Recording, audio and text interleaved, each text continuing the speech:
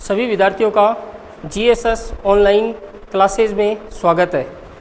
अपन ने पिछले वीडियो के अंदर जो फर्स्ट यूनिट थी उसका जो पहला चैप्टर था आवर्तबीजी पादपों में जनन वो कंप्लीट किया था।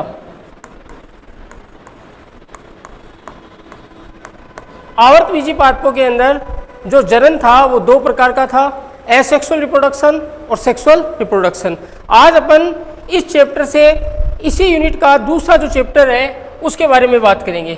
दूसरा जो चैप्टर है नर एवं मादा युग्मकोद्भिद की संरचना तथा विकास। तो जो ये नर एवं मादा युग्मकोद्भिद है उसका निर्माण आवर्तबीजी पादपों में कैसे होता है, उसका विकास कैसे होता है, कैसे परागकणों का निर्माण होता है, उन सब के बारे में आज अपन यहाँ डिस्कस करेंगे। तो अपना जो फर्स्ट यूनिट का जो दूसरा चैप्टर है नर एवं मादा युग्मकोद्भिद की संरचना तथा विकास के अंदर आज अपन यहाँ बात करेंगे केवल नर युग्मकोद्भिद की संरचना तथा विकास का।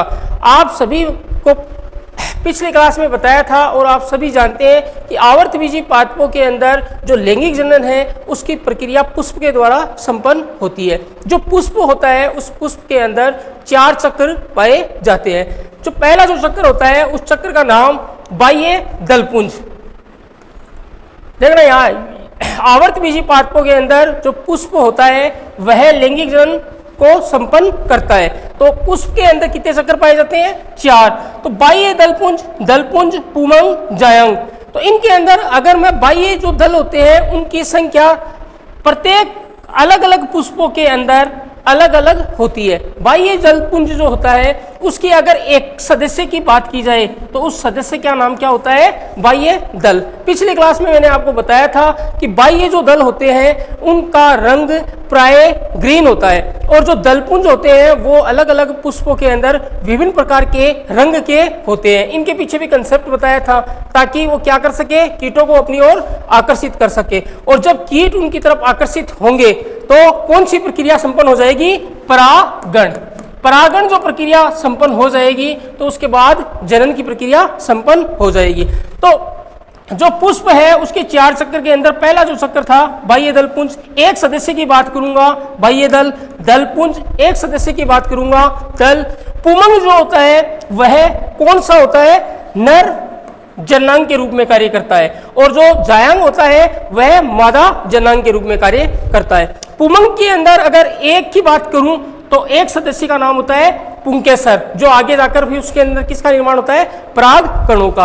और अगर जायांग के अंदर एक सदस्य की बात करूं तो उसका क्या नाम होता है? अंडक। ये तो अपने पुष्प के बारे में बेसिक बातें की है। अब अपना जो चैप्टर है वो स्टार्ट होगा। तो अपने जो चैप्टर के अंदर आज जो अपना चैप्टर है उसके अंदर है नर युग्मकोद्भिद की संरचना तथा विकास। आवर्तबीजी जो पादप होते हैं उनके अंदर जो नर युग्मकोद्भिद होते हैं उसको अपन नाम देते हैं पुंकेसर या लघु बीजाणुधानी। ये जो पुंकेसर होता है यह नर जनांग के रूप में कार्य करता है। जो आवर्तबीजी पादपों के अंदर पुंकेसर जो होता है वह 3 भागों के अंदर विभेदित होता है। ऐसे डायग्राम है, इस डायग्राम के अंदर 3 भाग के अंदर क्या पाया जाता है? पुंकेसर 3 भागों में विभेदित होता है। यह जो दोनों पराग कोष को जोड़ने वाली जो बंदे उत्तकों का बना हुआ भाग होता है ये योजी कौन से उत्तक होते हैं भाई? बंदे उत्तकों का भाग। इनको अपन क्या नाम देते हैं? दोनों पराग कोष को जोड़ने वाली संरचना को अपन नाम देते हैं योजी। जो ये लंबा भाग होता है इस लंबे भाग को नाम दिया जाता है पुतंतु और ये वाले जो दोनों भाग होते हैं इन दोनों भागों को नाम क्या दिया जाता है? पराग कोष।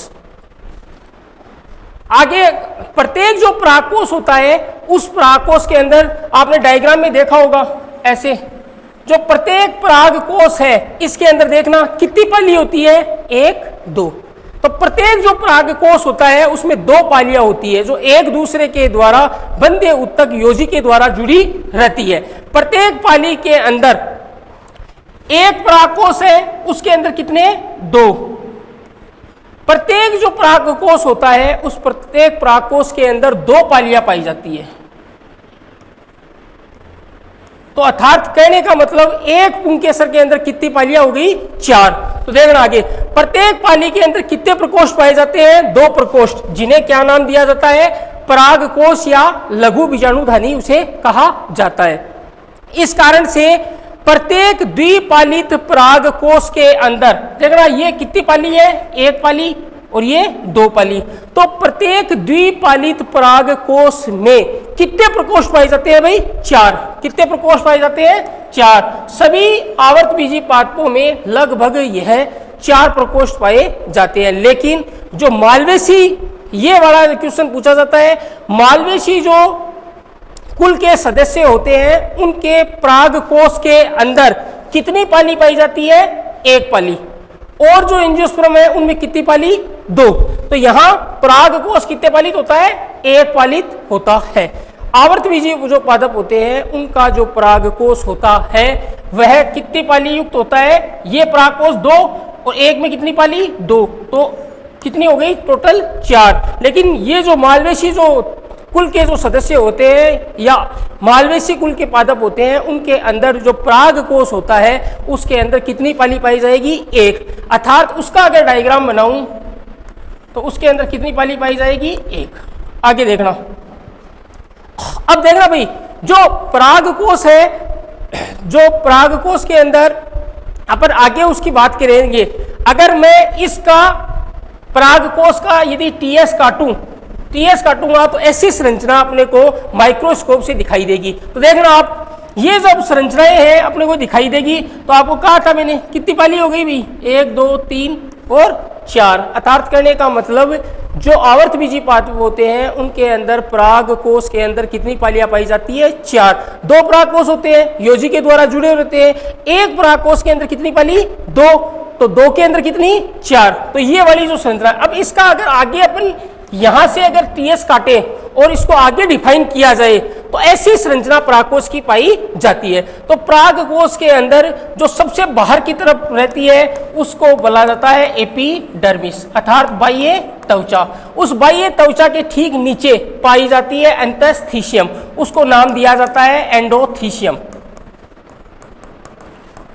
एंडोथीशियम के बाद जो अंदर की ओर अर्थात परिधि, जो ये परिधि, उस परिधि से अपने को चलना है कहां, केंद्र की ओर। तो यदि सबसे बाहर एपिडर्मिस के ठीक नीचे ये वाली एंडोथीशियम के फिर नीचे ये मध्य परत के फिर ठीक अंदर की तरफ टेपिटम, और टेपिटम के ठीक अंदर की तरफ ये वाली जो कोशिकाएं हैं इनको नाम दिया जाता है लघु बीजाणु मात्र कोशिका। अर्थात इन कोशिकाओं के द्वारा आगे जाकर किसका निर्माण होगा, पराग कणों का, अर्थात नर युग्मक का निर्माण होगा। आगे देखना भाई, विकास की जो प्रारंभिक अवस्था होती है अर्थात पुष्प के अंदर, तो विकास की प्रारंभिक अवस्था में प्रत्येक परागकोश एक सुनिश्चित, अर्थात कहने का मतलब यदि ऐसे अगर बात की जाए तो जो विकास की जो प्रारंभिक अवस्था आई उस प्रारंभिक अवस्था के अंदर जो ये परागकोश है वह एक सुनिश्चित बाह्य त्वचा के द्वारा, अर्थात ये वाली जो त्वचा है इसके द्वारा, इसको नाम दिया जाता है एपिडर्मिस। अर्थात विकास की प्रारंभिक अवस्था के अंदर यदि बात की जाए तो प्रत्येक जो परागकोश होता है वह एक निश्चित बाह्य त्वचा के द्वारा आवृत रहता है, और ये जो आवृत रहता है उसके अंदर ये वाली जो पूरा का पूरा जो समूह होता है उसके अंदर सभी कोशिकाएं समरूपी होती है। अर्थात विकास की अपन प्रारंभिक अवस्था की बात कर रहे हैं, शुरुआत की। अब धीरे धीरे जब विकास होगा तो इन कोशिकाओं के अंदर परिवर्तन होगा, परिवर्तन होने के बाद इनके द्वारा एपिडर्मिस के बाद एंडोथीशियम के बाद मिडिल लेयर के बाद टेपिटम के बाद लघु बीजाणु मात्र कोशिका स्पोरोजिनस सेल, उनका निर्माण होगा, और उनके द्वारा फिर किसका निर्माण होगा, पराग कणों का निर्माण होगा। तो देखना यहाँ विकास की प्रारंभिक अवस्था में प्रत्येक परागकोश एक सुनिश्चित बाह्य त्वचा द्वारा आवृत अविभेदित, अर्थात देखना प्रारंभिक अवस्था है विकास की, तो अभी कोशिकाएं हैं उनका क्या नहीं हुआ भाई, विभेदन नहीं हुआ। विभेदन का मतलब सभी की सभी कोशिकाएं एक जैसी है। जब विकास आगे बढ़ेगा तब ये कोशिकाएं हैं इनके अंदर क्या स्टार्ट हो जाएगा, विभेदन स्टार्ट हो जाएगा। तो देखना यहाँ विकास की जब प्रारंभिक अवस्था के अंदर प्रत्येक परागकोश एक सुनिश्चित बाह्य त्वचा द्वारा आवृत अविभेदित कोशिकाओं का, यहां देखना भाई समरूपी समूह होता है, अर्थात सभी कोशिकाएं किस प्रकार की होती है, समान रूप की होती है, जिसमें संरचनात्मक परिवर्तनों के फलस्वरूप 4 परागपुटों का विभेदन होता है। आगे देखना भाई, परागपुट की, अब देखना ये वाला जो अभी विभेदन हुआ नहीं है, अगर अपन बात की जाए तो ये जो कोशिकाएं हैं ये पूरी की पूरी कैसी है भाई, ऐसे समान है, सभी कोशिकाएं बिल्कुल समान। अब ये कह रहा है कि इन कोशिकाओं के अंदर ये जितनी भी कोशिकाएं हैं सब समान है, अर्थात इनके अंदर कोई विभेदन नहीं हुआ है। इस कारण से अपन ने ये कहा कि परागकोश की जो कोशिकाएं होती है वह कोशिकाएं समरूपी अर्थात समान प्रकार की अर्थात अविभेदित होती है। अगर इनके अंदर चेंजेस आ जाएगा तो फिर इनके अंदर क्या हो जाएगा भाई, विभेदन हो जाएगा। तो आगे देखना, परागपुट की जो एक कोशिका होती है वह एक कोशिका आकार के अंदर बड़ी हो जाती है, आकार में कैसी हो जाती है भाई, बड़ी, अर्थात मैं यहां अगर बात करूंगा तो मैं इस कोशिका की बात करूंगा। अब देखना ये जो कोशिका होती है यह कोशिका ऐसे,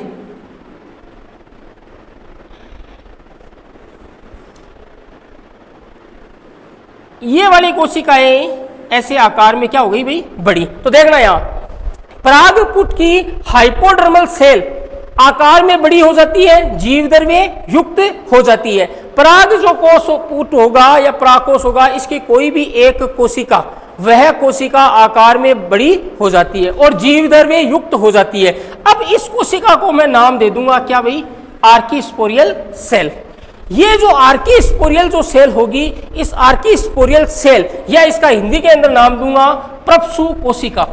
यह जो प्रपसु कोशिका होगी, इस प्रपसु कोशिका के अंदर एक विभाजन होगा। तो वो कौन सा विभाजन होगा, यहां देखना, यहां इसको दोबारा बना के बता रहा हूं मैं आपको। देखना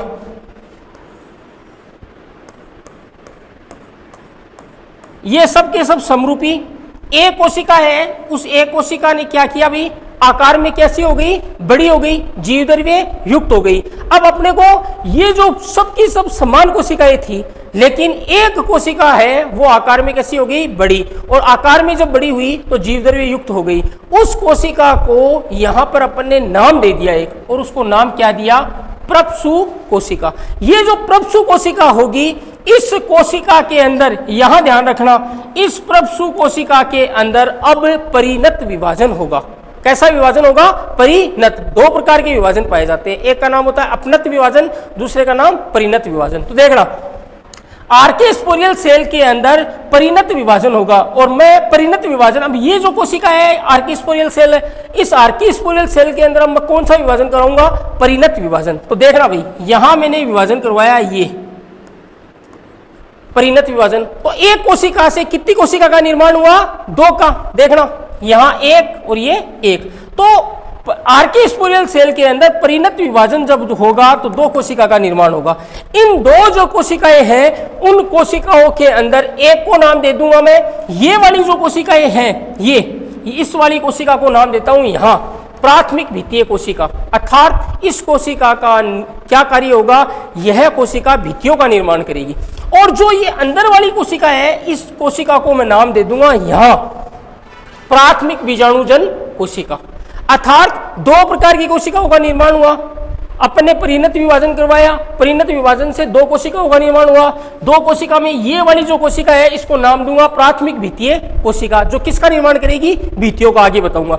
और जो ये अंदर वाली जो है इसको नाम दे दूंगा प्राथमिक बीजाणुजन कोशिका। तो देखना प्राथमिक जो भित्तीय कोशिकाएं होती है ये किसका निर्माण करेगी, परागकोश भित्ति का निर्माण करेगी। और जो प्राथमिक बीजाणुजन कोशिका है उसके द्वारा आगे जाकर किसका निर्माण होगा, लघु बीजाणु मात्र कोशिका का। और लघु बीजाणु मात्र कोशिका है उसके अंदर सूत्री विभाजन के द्वारा कौन सी कोशिका का निर्माण होगा, बीजाणुजन कोशिका का। और जो बीजाणुजन कोशिकाएं हैं वो आगे जाकर किसका निर्माण कर देगी, लघु बीजाणु मात्र कोशिका का, अर्थात परागकणों का निर्माण हो जाएगा। तो ये वाली जो कोशिका है इसकी बात है, इसके अंदर कौन सा विभाजन होगा, यहां देखना ये अपने पास कौन सी सेल थी? आर्किस्पोरियल सेल, है ना। अपने पास पहले आर्किस्पोरियल सेल भी नहीं थी, है ना। अपने पास एपिडर्मिस से घिरा हुआ, अपने पास एपिडर्मिस, ये वाली एपिडर्मिस, इससे घिरा हुआ समरूपी कोशिकाओं का समूह था। ऐसा था भाई, है ना। जैसे ये वाला ऐसे। सबसे पहले जो विकास की प्रारंभिक अवस्था आई, उस विकास की प्रारंभिक अवस्था के अंदर अपने पास ये स्ट्रक्चर था, है ना। ये अर्थात एपिडर्मिस से घिरी हुई समरूपी कोशिकाओं का समूह था। अब देखो ना, विकास के आगे चरण में क्या होता है? विकास के आगे जो चरण होता है उसके अंदर क्या होता है कि ये जो समरूपी कोशिकाओं का जो समूह होता है, इसमें से एक कोशिका आकार में बड़ी होगी। तो यहां देखना, इसमें आकार में कर देता, यहां कर देता हूं मैं, आकार में कैसी होगी भाई? ये लो, ये आकार में बड़ी हो गई। आकार में जब बड़ी होगी तो जीवद्रव्य युक्त हो जाएगी। ये जो कोशिका होगी, अब इस कोशिका को, जब ये कोशिकाएं, पास वाली जो कोशिकाएं है वो सामान्य और ये आकार में बड़ी, तो इसको अपने नाम दे दिया। और नाम क्या दिया? प्रपसु कोशिका या आर्किस्पोरियल सेल। अब ये जो प्रपसु कोशिका होगी, इसके अंदर अपने को कुछ नहीं ध्यान रखना है। ये जो आर्किस्पोरियल सेल होगी, अपन पादपों के अंदर दो प्रकार के विभाजन पाए जाएंगे। विभाजन का मतलब परिणत विभाजन या अपनत। अब इस जो आर्किस्पोरियल सेल है, इसके अंदर कौन सा विभाजन होगा? परिणत। तो परिणत विभाजन करवा दूंगा यहां, ये लो। एक कोशिका से कितनी बन जाएगी? 2। ये वाली जो कोशिका है, अब इसको नाम दे दिया मैंने। क्या नाम दिया? प्राथमिक भित्तीय कोशिका। ये वाली प्राथमिक भित्तीय कोशिका, अर्थात यह पराग कोश की भित्तियों का निर्माण करेगी। और दूसरी को अपने नाम दे दिया प्राथमिक बीजाणुजन कोशिका। इस वाली को प्राथमिक बीजाणुजन कोशिका। ये जो कोशिका है आगे जाकर किसका निर्माण कर देगी? भाई देखो, नाम से पता चल रहा है, बीजाणु, और बीजाणु है का निर्माण करेगी। और बीजाणु कौन से का? जब परागकोश पढ़ रहे हैं तो नो डाउट लघु बीजाणु का निर्माण करेंगे। लघु बीजाणु किसको बोलते हैं भाई? पराग कणों को बोलते हैं। आगे देखना, अब देखना भाई, जो अब अपने को जो परागकोश होगा, उस परागकोश के अंदर ये वाली जो कोशिकाएं थी आर्किस्पोरियल, है ना, इसके अंदर अपने परिणत विभाजन करवाया। ये वाली 2 कंडीशन अपने पास बनी, है ना। तो जो 2 कंडीशन बनी, इसको अपने क्या नाम दिया? प्राथमिक भित्तीय कोशिका। और इसको अपने क्या नाम दिया? बीजाणुजन कोशिका। तो देखना, परागकोश जो भित्ति और दूसरी बीजाणुजन कोशिका। ये जो परागकोश भित्ति होगी, इसके अंदर परिधि से केंद्र की ओर, अर्थात ये वाली है ना भाई, इसकी बात कर रहे हैं अपन, यहां से यहां प्राथमिक भित्तीय कोशिका। इस प्राथमिक जो भित्तीय कोशिका होगी, इसके अंदर यहां से चलूंगा मैं परिधि से केंद्र की ओर, यहां, ठीक है। परिधि से केंद्र की ओर 4 स्तर पाए जाते हैं। कितने स्तर पाए जाएंगे भाई? 4। समझ रहे हो बात को? अर्थात अपने पास जो प्रपसु कोशिका थी, उस प्रपसु कोशिका के अंदर अपने कौन सा विभाजन कराया? परिणत विभाजन करने के बाद अपने पास ये 2 कंडीशन आ गई। एक कोशिका से 2 का निर्माण हो गया। इस वाले को अपने नाम दिया था प्राथमिक भित्तीय कोशिका, और इस वाली को नाम दिया था बीजाणुजन कोशिका। ये जो प्राथमिक भित्ति कोशिका है, ये किसका निर्माण करेगी? परागकोश की भित्ति का निर्माण करेगी। तो देखना, परागकोश जो भित्ति होगी, उसके अंदर कितने स्तर पाए जाएंगे? परिधि से केंद्र की ओर 4 स्तर पाए जाएंगे। तो देखो, अगर इसको मैं आगे ऐसे डिफाइन करूं तो देखना, यहां परागकोश जो भित्ति होगी, उसके अंदर कितने स्तर पाए जाएंगे? 4। तो ये देखना, सबसे पहला ये स्तर, इसको मैं नाम दे देता हूं एपिडर्मिस, ठीक है भाई। अब देखना, एपिडर्मिस के ठीक नीचे की ओर ये वाला स्तर,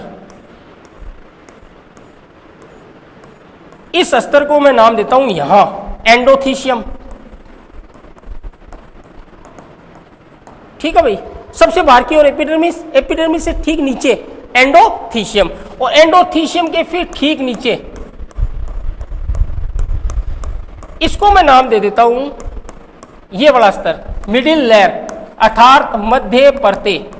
और मध्य परत के फिर ठीक नीचे और बना देता हूं, इसको अपन नाम दे देते हैं टेपिटम।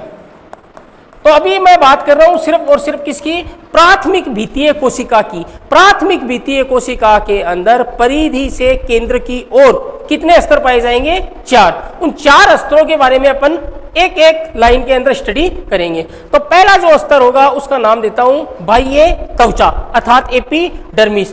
ये जो बाह्य त्वचा होगी, यह बाह्य त्वचा परागकोश के अंदर एक स्तर की होगी, अर्थात स्तर कितना, ये ऐसे, ये एक स्तर की होगी, तो एकल स्तर। ये जो बाह्य त्वचा है इसका कार्य क्या होगा, तो देखना यहां वाली जो कंडीशन है ये आ गई। अब इस वाले को अपन यहां रखेंगे, तो अब इसके ठीक पीछे यानी यहां अंदर की तरफ कौन है, यहां अंदर की तरफ कौन सी कोशिका है, बीजाणुजन कोशिका, जिसके अंदर किसका निर्माण होगा, आगे जाकर परागकणों का, पुंकेसर का निर्माण होगा। तो देखना ये जो बाह्य त्वचा है इसका कार्य क्या होगा, यह परागकोश की सुरक्षा करती है। आगे देखना इसकी जो एपिडर्मिस जो होगी, बाह्य त्वचा होगी, इसकी जो कोशिकाएं होंगी वह थोड़ी दीर्घित और चपटी होती है। अब बाह्य त्वचा होगी, बाह्य त्वचा के ठीक नीचे की ओर जो पाया जाएगा उसको अपन ने क्या नाम दिया था, एंडोथीशियम। तो दूसरी बात, 4 स्तर के अंदर दूसरा स्तर है, उसके अंदर अपन बात करते हैं एंडोथीशियम। तो आवर्तबीजी जो पादप होते हैं उनके अंदर जो परागकोश होता है उसका एंडोथीशियम जो स्तर होता है वो कैसा होता है, एकल स्तर, अर्थात एपिडर्मिस भी एकल स्तर, एंडोथीशियम भी एकल स्तर। इसकी जो कोशिकाएं होती है वो भी कैसी होती है, दीर्घित कोशिकाएं होती है। लेकिन इस एंडोथीशियम के अंदर एक विशेष बात पाई जाती है। तो देखना इन कोशिकाओं की आंतरिक स्पर्श रेखीय भित्तियों के अंदर ये जो कोशिकाएं होंगी, इन कोशिकाओं की आंतरिक स्पर्श रेखीय भित्तियों के अंदर अल्फा सेलुलोज का जमाव हो जाता है। तो देखना भाई एंडोथीशियम है, इसका ध्यान से देखना। एंडोथीशियम जो होगा उस परागकोश के अंदर जो एंडोथीशियम जो होगा, अर्थात प्राथमिक परागकोश की जो भित्ति होगी, उस भित्ति के जो 4 स्तर पाए जाएंगे, उन 4 स्तरों के अंदर जो पहला स्तर एपिडर्मिस, उसके अंदर कोई विशेष बात नहीं है, एकल स्तर होगा, परागकोश की सुरक्षा का कार्य करेगा, जो कोशिकाएं होगी वो दीर्घित होंगी, कोई विशेष बात नहीं है। उस एपिडर्मिस के ठीक नीचे एक स्तर और पाया जाता है, उस स्तर का नाम देता हूं मैं एंडोथीशियम। ये जो एंडोथीशियम जो स्तर होगा, आवर्तबीजी पादपों के परागकोश के अंदर जो एंडोथीशियम जो स्तर होगा वह स्तर भी कैसा होगा, एकल, उसकी कोशिकाएं भी कैसी होगी, दीर्घित। लेकिन इस एंडोथीशियम की विशेषता आगे सुनना, इन कोशिकाओं की आंतरिक स्पर्श रेखीय भित्तियों के अंदर अल्फा सेलुलोज के जम जाने से रेशेदार यू आकार की पट्टियां बन जाती है, अर्थात यहां पर ये वाला जो है वहां पर यू आकार की पट्टियां बन जाएगी, यू आकार की पट्टियां बन जाएगी। आगे देखना ये जो यू आकार की जो पट्टियां होगी, अर्थात यह हाइपोडर्मिस होगी, यह किस प्रकार की होगी, आर्द्रता ग्राही, अर्थात जो बाहर की ओर जो वातावरण है उस वातावरण से ये जो हाइपोडर्मिस एंडोथीशियम जो है, उस एंडोथीशियम की जो कोशिकाएं होंगी उनका जो नेचर होगा वो आर्द्रता ग्राही होगा, अर्थात वातावरण से ये आर्द्रता का शोषण करेगी। आर्द्रता का क्या कर लेगी भी, अवशोषण कर लेगी। और जब आर्द्रता का अवशोषण करेगी तो ये आगे जाकर फिर क्या होगा, शुष्क मौसम आएगा, तब इनके अंदर क्या होगा, स्फुटन होगा, और परागकोश का फिर स्फुटन करने में यह एंडोथीशियम सहायक होगी। आगे देखना भाई। अब यहां अगर बात की जाए प्राथमिक भित्तीय कोशिका की, तो ये एक वाला ये अपन ने पढ़ लिया, क्या पढ़ा अपन ने, एपिडर्मिस एकल स्तर। अपन ने ये पढ़ा भाई, इसको अपन ने नाम दिया क्या, एंडोथीशियम, ये भी अपन ने पढ़ चुका। इसके अंदर जो विशेष बात है आपको पता चल गई है ना, इसके अंदर क्या होगा, अल्फा सेलुलोज का जमाव हो जाएगा, जिसके कारण यू आकार की रेशेदार पट्टियां बन जाएगी। ये जो हाइपोडर्मिस है, इस हाइपोडर्मिस की कोशिकाएं जो है वो किस प्रकार का नेचर होगा, उसका आर्द्रताग्राही, अर्थात वातावरण की आर्द्रता का क्या कर लेगी, अवशोषण। और ये क्यों करेगी, इस कारण से आगे जाकर ये पराग जब शुष्क मौसम आएगा तब परागकोश के स्फुटन में ये सहायक होगी। अर्थात देखना आगे, अब इसके नीचे परिधि से केंद्र की ओर चल रहा हूं। अब ये वाला जो है इसको मैं नाम देता हूं मध्य परत। तो देखना यहां प्राथमिक जो भित्तीय कोशिकाएं हैं उनका जो स्तर है 4, उनके अंदर अपन तीसरे स्तर की बात कर रहे हैं, और तीसरे स्तर का नाम है मध्य परत। ये जो स्तर होगा वो जो एपिडर्मिस एंडोथीशियम दोनों के दोनों स्तर एकल, लेकिन ये वाला जो मध्य परत है इसकी अगर बात की जाए तो ये स्तर कितने पाया जाता है, 1 से 3 लेयर अर्थात 1 से 3 स्तर तक पाया जाता है। ये जो मिडिल लेयर होगी, इस मिडिल लेयर की विशेषता ये पतली होगी और अल्पकालिक होगी अर्थात कुछ समय के लिए रहती है फिर नष्ट हो जाती है। आगे देखना, चौथा जो स्तर होगा प्राथमिक भित्तीय कोशिका का, ये जो स्तर होता पराग कोश है, उस पराग कोश की भित्ति के स्तरों की अपन चर्चा कर रहे हैं। उसके अंदर जो चौथा इंपॉर्टेंट स्तर होता है उसको नाम दिया जाता है टेपिटम। तो सबसे अंदर की ओर अर्थात ये आ गई। अब ये देखना भाई, सबसे अंदर हुआ कि नहीं हुआ, इस वाले की बात कर रहे हैं अपन। सबसे अंदर की ओर तो देखना, सबसे आंतरिक स्तर होगा, विशिष्ट स्तर होगा, यह बीजाणु जन ऊतक के चारों ओर। तो देखना, अब अपने आप सबको ध्यान है तो अपने पास एक कोशिका आकार में बड़ी हुई, उसको अपन ने क्या नाम दिया, प्रपसु कोशिका। उस प्रपसु कोशिका के अंदर अपन ने विभाजन करवाया था, है ना, और विभाजन के फलस्वरूप अपने पास क्या बनी, 2 कोशिकाएं। इसको अपने क्या नाम दिया, प्राथमिक भित्तीय कोशिका। तो ये इतना वाला जो स्तर है, ये इतना स्तर मैं यहां रख रहा हूं अर्थात ये इतना ऐसे।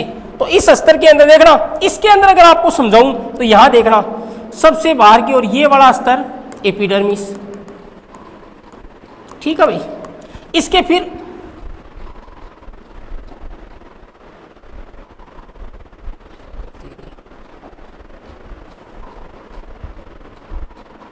हाँ,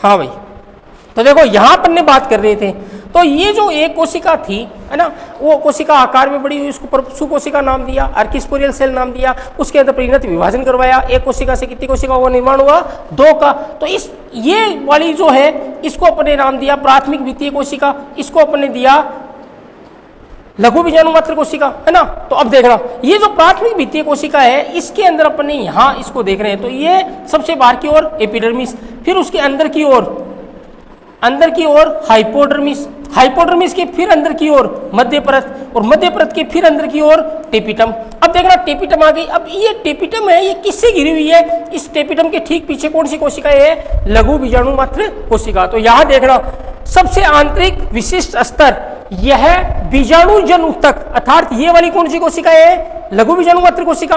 तो यह बीजाणु जन ऊतक के चारों ओर एकल स्तर के रूप में पाई जाती है। अब देखना, टेपिटम है, उसके बारे में एग्जाम के अंदर ये क्वेश्चन आता है कि टेपिटम किस प्रकार की होती है।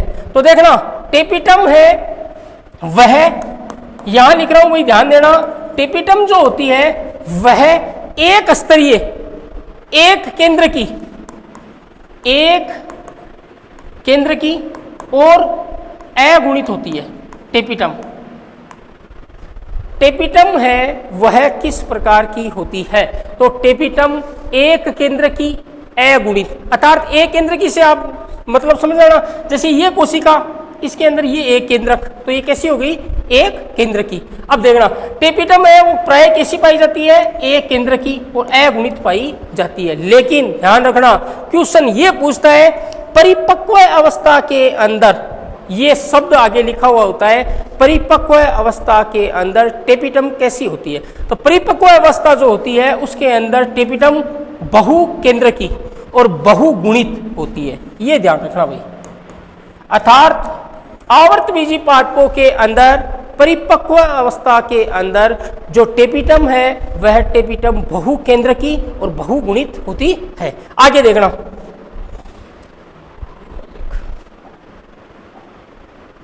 अब देखना, आवर्तबीजी जो पादप होते हैं उन आवर्तबीजी पादपों के अंदर या पृथ्वी पर पाए जाने वाले जितने भी पादप होते हैं उन पादपों के अंदर जो टेपिटम है वह टेपिटम कितने प्रकार की पाई जाती है, 2 प्रकार की पाई जाती है।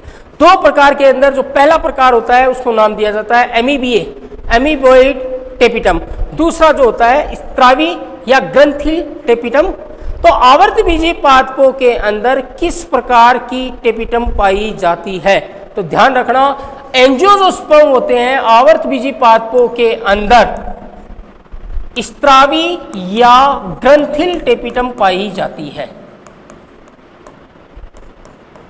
देखो पादप भी कितने प्रकार के हैं भाई, पादप भी खूब प्रकार के हैं ना, प्रोकैरियोट्स है, थैलोफाइटा है, ब्रायो है, टेरिडो है, जिम्नो है, एंजियो। तो एंजियोस्पर्म जो पादप होते हैं, उन एंजियोस्पर्म पादप के अंदर जो टेपिटम है वह है टेपिटम किस प्रकार का, स्त्रावी या ग्रंथिल पाया जाता है। अब आगे देखना, जो टेपिटम की जो कोशिकाएं होती है, उन टेपिटम की कोशिकाओं के अंदर एक वसीय प्रकृति की गोलाकार संरचना पाई जाती है।